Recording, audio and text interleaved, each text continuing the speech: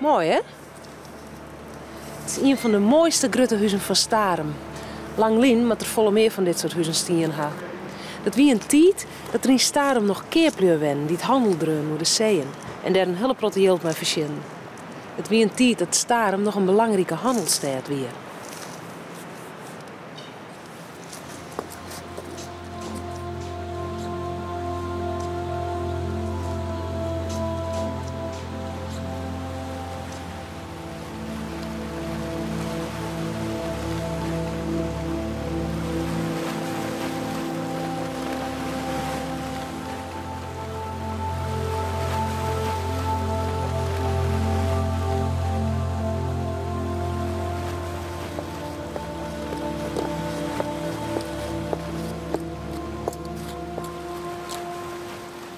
Gezellig zo'n lege haven. Maar het wordt net lang meer, dan lijkt het je weer vol met skippen. Lietse, maar ik van die gruttezielskippen. De Brune Vloot nemen ze dat. Met zo'n skipjes met een hele groep de IJsselmar op of naar de Waadzee. Starum is vooral een toeristenhaven, maar dat had Oost-West. De Brune Vloot en orenskippen liggen nou in de binnenhaven van Starum. Ze worden weer opknapt voor de simmer. En op de IJsselmar is het nog rijstig. Zeker op zo'n dag als het stormt.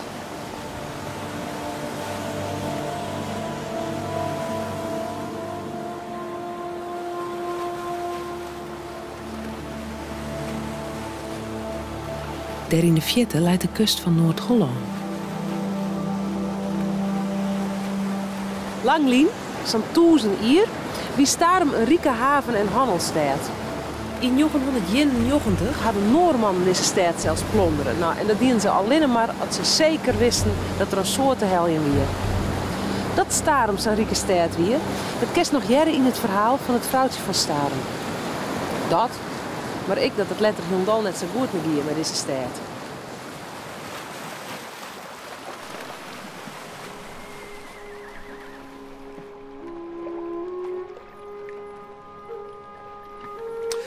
Ze zie ik wel dat het verhaal van die vrouw de ondergang van Starum als havenstad vertelt. Het wie in een tijd dat het oude stadje nog volop bloeide. En dat ze de naam Starum in alle belangrijke havensteden van de vrouw had koenen. Het wie in een tijd dat in dat rieke stadje elk jaar duizenden skippen de schatten van de hele grote haven insleepten. In die tijd, in dat stadje, leefde er een rieke widow. De vrouwen van Starum. Geen koper om mijn wenning op te sieren, maar goud, hier ze zijn. Zij riek wezen. Het wie haast de wenning van een koning. Hier. De leuning was zeer schoon, uit louter goud gedreven. De deurknop scheen een kroon, met paarlen als omgeven. En brede zilveren platen, geklonken aan de grond, bedekten al de straten, zover haar woning stond. Haast meer.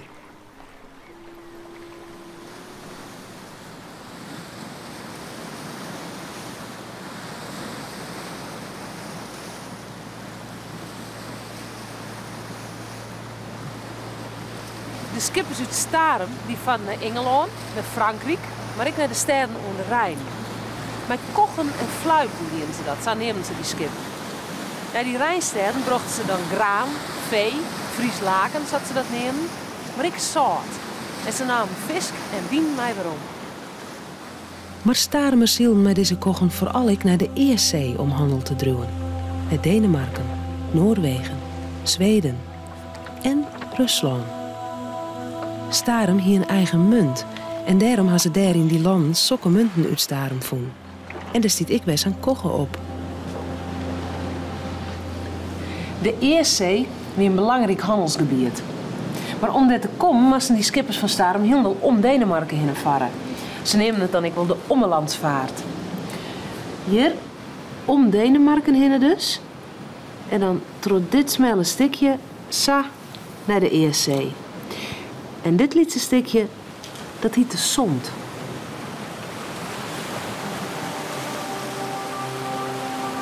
Op deze oude kaart is dat belangrijke gebied voor de handel in het noorden ook nog zien.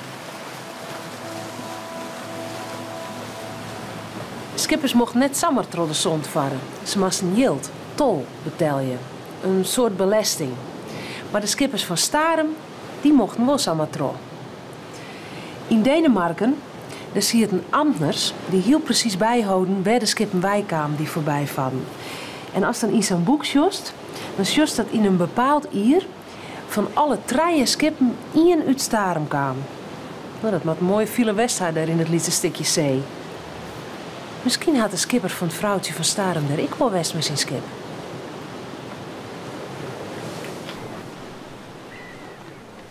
Op een dag wie een van die skippen weer aankomt in de haven van Starum. Zo, zei het rieke vrouwtje van Starum in de kapitein. Wat zal het wezen? Wat voor moois hij o mooi om, wat voor heerlijks komt bij u de zeeën te mjetten. De kapitein zei niet. Hij heeft moeilijk gewoon waar ik west wie in de vrouw. Die vrouw die hier alles al. Hij hield glas in Venetië zoen. Ze hield het. Goud in Amerika. Barnstein uit Riga. Wat master. Toe man, sis nou eens wat. Wat hij o mooi om? Ik ga jou opdracht doen al het kostelijkst in te laden dat er om de Eerzee te vinden is. En het maakt het niks uit wat dat kost je zo. De widow van Starum had heel genoeg dat we het elsen hier. En dan zei de kapitein. Ik bracht tarwe naar uw zin. Het edelst wat wij vonden. Aan het stuurbord kwam het in. Zoveel wij laden konden. De kapitein die hier tocht. Dat is het. Dat is het kostbaarst wat er te vinden is. Graan, weet, werd wij eens duistig brieven maakt. En zonder breek ik je meeske libje. Hoe? Gilt zij dol van zinnen. Hoe? Tarwe, lage guit. Bracht gij het aan stuurbord binnen? Zo werpt gij het aan bakboord uit. Helaas, het heerlijk graan werd in den vloed geworpen. Een grijzaard die het zag uit een der naaste dorpen. Beef, sprak hij. Beef, o vrouwen. Wellicht lijdt gij eens gebrek, dat nooit dit stuk u rouwen. Zwijg, sprak zij. Zwijg, gij grijze gek. En de vrouw schoonde een van haar dure ringen van haar vingers en smeert die leidend in het wilde wetter van de haven. Zoek eens even, grutte suffet. Net jeder had de zee deze ring met parels waarom jou. Net jeder zal ik jij moet leiden. Nee!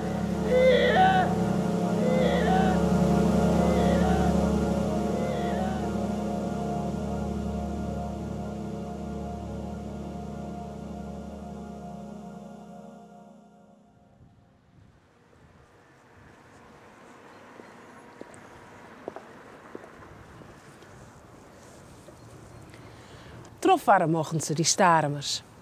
En dat wie net zomaar. Dat wie omdat ze lid wien. Lid van een soort vereniging, een club. En die club die hield de Hanze. De eerste Hanzesteden wien in het gebied van de Eerzee, met het eiland Gotland en de stad Lübeck als centrum. Lübeck waard in het jaar 1159 stichten. Als dat stad lid wiest van die club, van de Hanze, hiest bepaalde rechten, privileges. Mocht dus begelijks krek als de Starumers zonder tol door de zond varen. En om goed handelen te kennen, wonen de Hanzesteden ook vooral de vrede bewaren. Eerst wie het centrum dus om de Eerszee, maar later kwamen er steden om de Noordzee bij.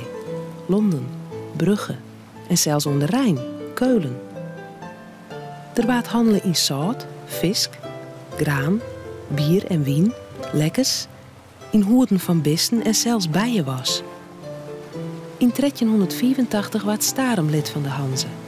En er waren meer Hanzesteden in Nederland.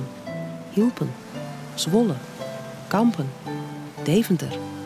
Er waren tussen de 14e en de 16e eeuw wel 200 steden lid van die Hanze.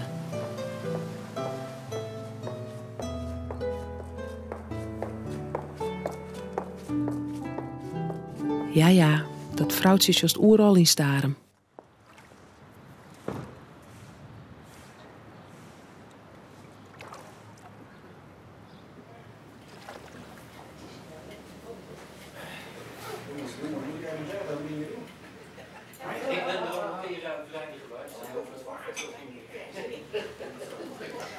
Er was een soort handel over zee. De Starumers die hadden bijgelijks een protte bier uit Hamburg. En dan moest hij indenken. Er waren zo'n 123 brouwerijen die het bier maken voor Amsterdam.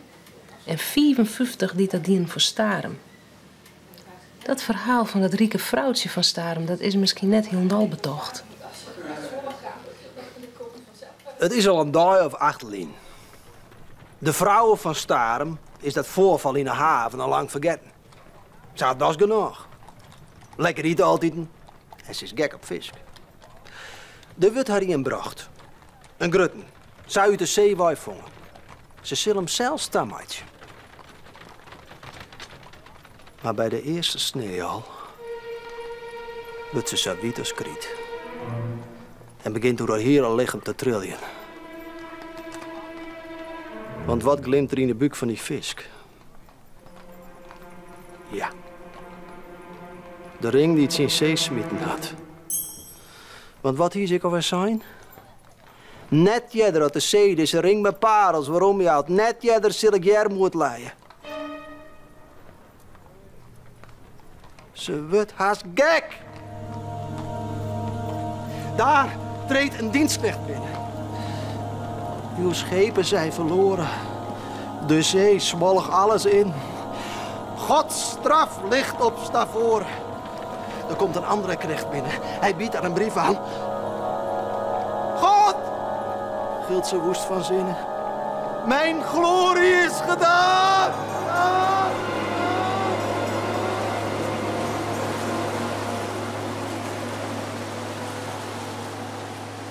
En zij is het. Beroven van goud en jild. Veracht door de meesten van Starum. Leidt je verder een ellendig leven. En stiert ze als biddelares.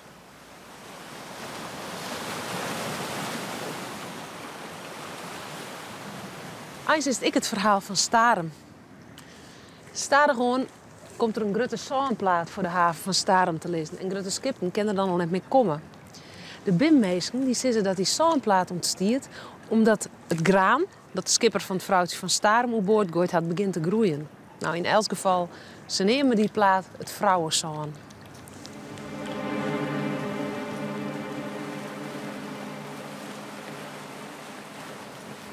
Rieke steden, daar aan de andere kant, zoals Enkhuizen en Hoorn en Medemblik, die nemen de zeehandel oer.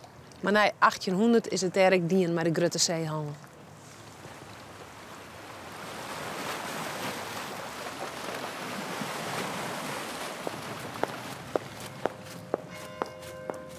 Na 1800 wordt het al wat treurig in Starum. Er is haast geen werk meer, de huizen zijn niet meer werk. En in die tijd wil ik een soort van die mooie oude handelshuizen aanbrutsen. Spietig toch.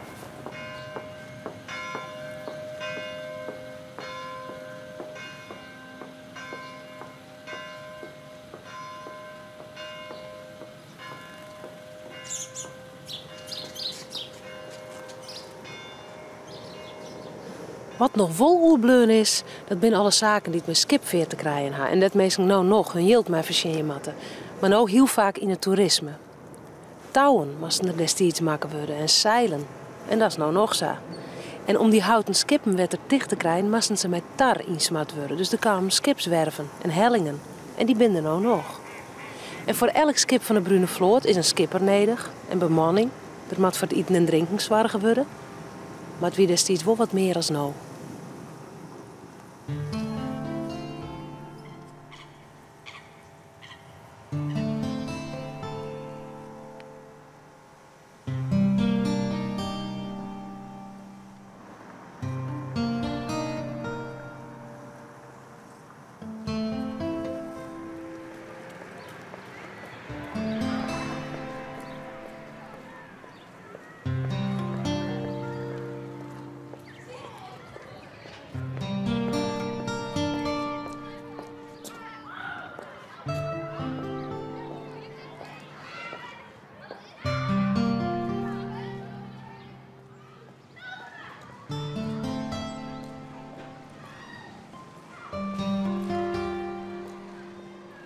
Daar in Starem, daar is een hele grote oorbrutsen.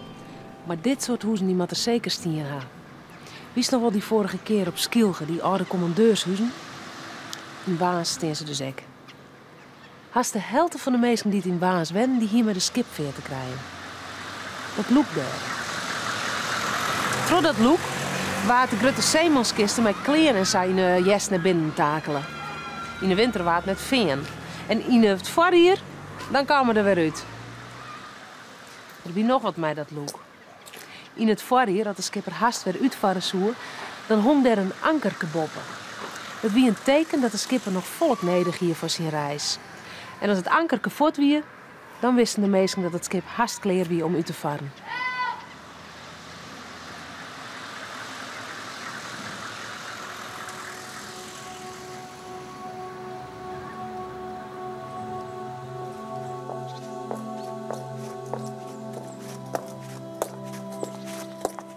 Er is nog een plak vlak bij Starem dat het nou rijstig is. We zijn hier in Mokwar. En met Starem en vooral Hielpen had dit een van de belangrijkste plakken van Friesland West. Altijd om skipveer gaat. Ze hebben zelfs een eigen wapen en het moet ergens hier in een van de huizen nog te zien wezen.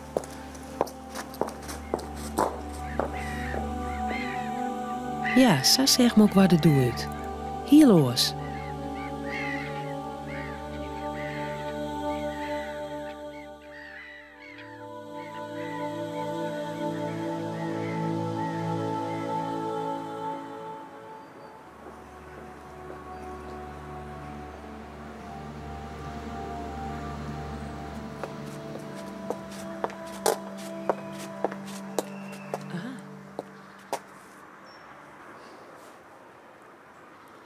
Van het wapen hien zich vlaggen maken. En die ziet een bob in de meest van de skippen. Het zwansje in het zwart zit Mokwar in het hart, zeiden ze dan.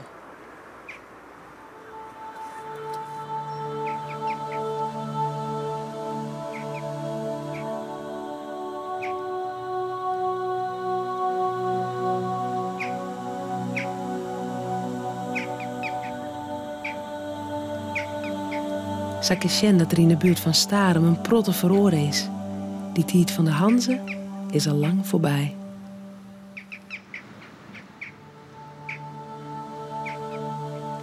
Nog ziet men aan het strand, zo rijk in vroeger dagen, de haven gans verzand, een zee van halmen dragen. Maar ledig zijn de aren, geen korrel lacht u aan. Als blijk wat hier voor jaren deze vrouw is aangedaan.